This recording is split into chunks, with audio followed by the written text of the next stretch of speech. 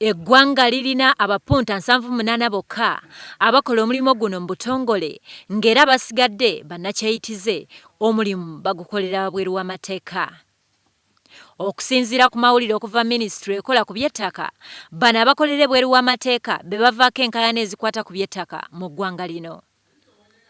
Emisango egisoba mu 30 nga gyekuusa ku ttaka ssaako n'okusengula abatuuze ku ttaka lyabwe gye giwandiikibwa buli ssabbiiti. Baleme kutewaanya abantu mu byalo nga bwe kibadde kiba nti buli byatambula butambuzi naga nti nze ndi surveyor n'akola omulimu naye nga ne standards tazigoberedde. Daudi Migereka agamba nti mu bwangu obw'ekitalo ekitongole kivunaanyizibwa okuwandiika abapunta kigenda kubawandiika era nga kyakuyambako okuggyamu abo abeerimbika mu mulimu guno n'ebigendererwa byabwe. Awo n'ayongerako nti kino kijja na kukendeeza n'ekibbattaka ekiri mu ggwanga lino. Ekikulu kye tulina okukolako kati kwe kubawandiisa babe nga bawandiise balina amateeka ge bagoberera, balina code of conduct gye bagoberera, regulations ze bagoberera.